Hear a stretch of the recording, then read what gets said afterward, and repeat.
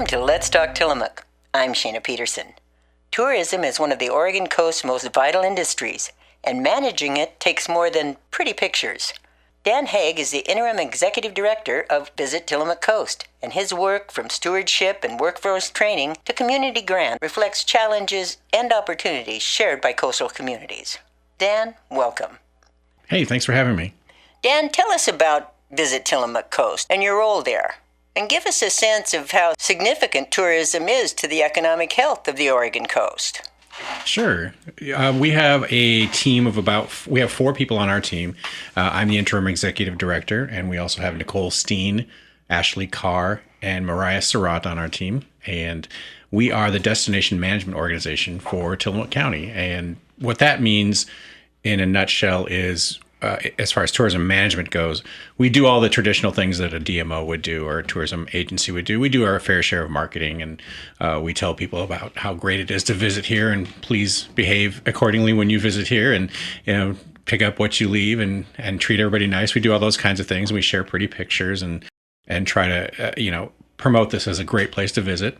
But the management side is kind of what we've leaned into a lot more over the past few years, and that just has to do with messaging about conservation and stewardship, volunteering and opportunities when you come out here, ways to enjoy your visit that leave a minimal impact or a little minimal footprint, take nothing but pictures. So the management part is really important to what we do. And it also involves involvement with the community. We call it community-based tourism, where we work on things like workforce training for our local tourism businesses. We offer a variety of grants that benefit small businesses and nonprofits and port districts and cities.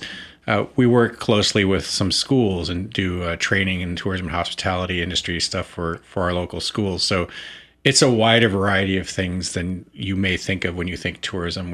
We try to make sure that we're having a positive impact so people can enjoy their experience here, but also that programs that we're doing have a positive impact on the quality of life for people who live here as well. The current administration has been reshuffling policies around public lands and national monuments at the same time that international visitor numbers are dropping, with travelers expressing concerns about border policies and America's global image.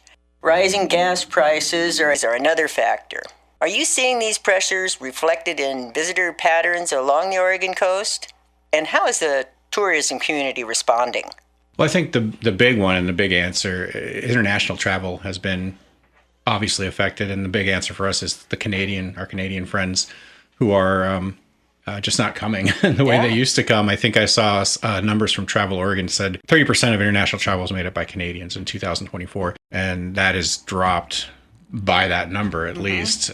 During spring break, I was driving around. I saw a few Canadian license plates, but just nowhere near what you would normally see. And we've heard anecdotally from like our lodging partners who say, yeah, I've had Canadian visitors come every year, and they just called me up and said, I'm sorry, I can't visit this year. Maybe we can do it again another time. Or families from Canada who come and spend some time and they're just canceling their reservations. So we've heard it, and I think we're going to feel it. Canadian spending is down across the board, especially for a state like Oregon, which has close proximity to the Canadian border. And that goes for Washington and all the other Pacific Northwest states as well. But I've been staying in contact with a counterpart of mine who visits Saskatchewan. And she said, as politely as Canadians are, that they're just encouraging folks to stay home and spend their money at home right now. I'm sure that not all Canadians are staying home, but that's the big obvious one right now that we're seeing. As those numbers continue to kind of come out, we'll probably see more of that, especially with summer coming up now. And then, just European nations have also kind of curtailed their travel to the United States and Oregon. It's mostly a conversation of values and that kind of thing. So we're trying to be sensitive about that, but also keep in touch with some of our Canadian and other partners and let them know the door is always open. We'd love to have you back, and let's just keep talking. True. And we'll see right now, I imagine the question on gas prices is pretty fluid. Yeah, I mean, that's a pretty new situation within the last month or so. Gas prices spiking so dramatically. We've seen spikes over the years when it comes to supply and demand, but this is new territory for everybody. Spring break, it sounded like when I talked to, I've reached out to a few local businesses, and it sounds like it was decently busy. The roads certainly were busy. I know a couple of agencies that rent vacation rentals, and they were full. But again, I'm wondering if these are folks who had plans already made and they didn't want to change them. But summer is going to be a real test. I know, for example, there's a couple of big events that usually happen around here in the spring and the summer, and the people who are putting them on have seen a real drop in ticket sales at this point compared to years past. So, when people get out and they're off of school and they're ready to rev up their vehicles and head somewhere, summer's going to tell the tale. I talked to a counterpart of mine up in Astoria, Warrenton, the Chamber of Commerce up there, and they're, for example, they're thinking about, well, what does this mean for a lot of the waterborne festivals? We have the fishing festivals we have and things like that. It's just no way to project any of that right now. So we're just trying to I think the biggest thing that we can do is keep in touch with all of our industry partners, other DMOs, and keep doing what we can to support our small businesses as we head forward into kind of uncharted territory here. The hospitality industry up and down the Oregon coast depends heavily on immigrant labor. Are coastal businesses experiencing labor shortages or the chilling effect of federal immigration enforcement? And how does that workforce instability affect the visitor experience? Well, I haven't honestly heard too much about when it relates to federal, when it comes to ICE and things like that. I've heard a few stories. I live up in Nehalem, and I know there was an ICE presence there a few months ago, and some businesses up in Seaside experienced a visit from ICE not too long ago, and then down Central South Coast as well. And of course, you hear things about they're looking to increase their presence perhaps in the coming months, and we don't know what that looks like. I think that's kind of a separate issue from, and bears watching, obviously, but it's a separate issue from what has already been kind of a workforce issue for all of our small businesses. They just can't find enough people to work and to cover hours. Whether or not you depend heavily on our immigrant workforce, you depend heavily on our workforce. And I suppose one of the things I would say is housing. There's a lot of things. Yeah, there's a lot of factors. Play.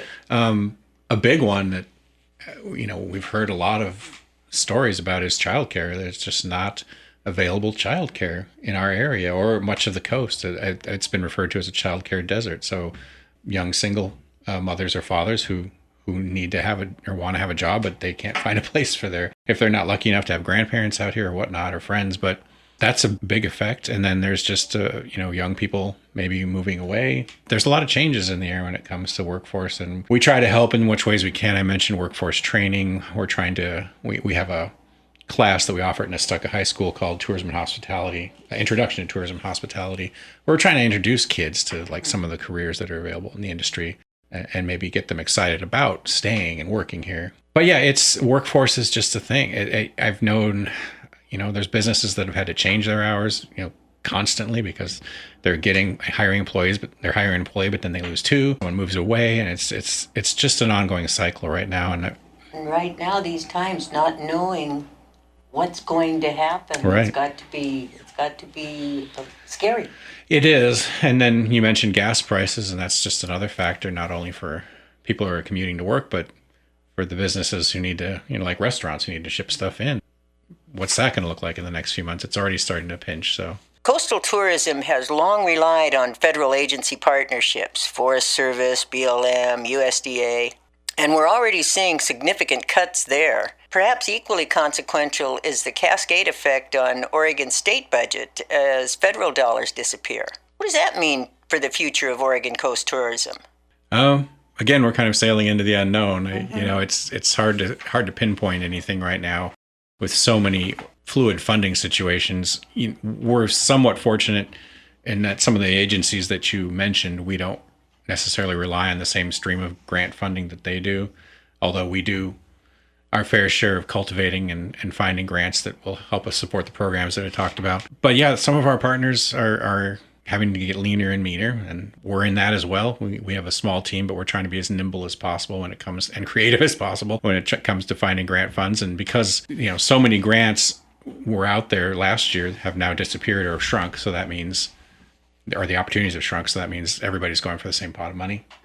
From our end, as I mentioned, we offer a number of grants. We just finished up our our marketing grants that we offer every year, for example. And they're very popular with local businesses because it helps them market events and the things that they do. They can get a new website or brochures or things like that. It's a very popular, very easy grant to apply for. We had close to 60 applicants, which is, boy, up from 40 or so, or 30 from previous years. So there's a lot of people out there hoping to get a little extra help with things like that. And we're not, like I said, we're not immune to it either. But I think the answer would be we're just having to look at more creative partnerships, finding more ways we can collaborate with some of our partners, go in together on funding opportunities, for example, as things we're looking at right now. And, making sure that we're all connected. So, we're not maybe trying to reinvent the wheel and applying for the same funds for the same things and maybe just partner on those things. So it's going to take a certain amount of more creativity than usual. And that's fine. We're up for it. I don't know. I see positive things for Oregon tourism. I really do. Yeah, I think so. I think the tourism industry overall is looking at different ways to represent the people that they represent. They're looking at ways to improve accessibility to campgrounds and beaches and things like, and attractions, being more conscientious about where your food comes from, and getting people excited about local food. And it's exciting. There's new opportunities to be had out there, new ways to look at tourism and new ways to interact with tourism. So, and overall, we just want the things that we do to excite tourists, but improve life for the people who stay behind when the tourists leave. So that's kind of where our aim is always going to be. Thanks for joining us, Dan. Thank you.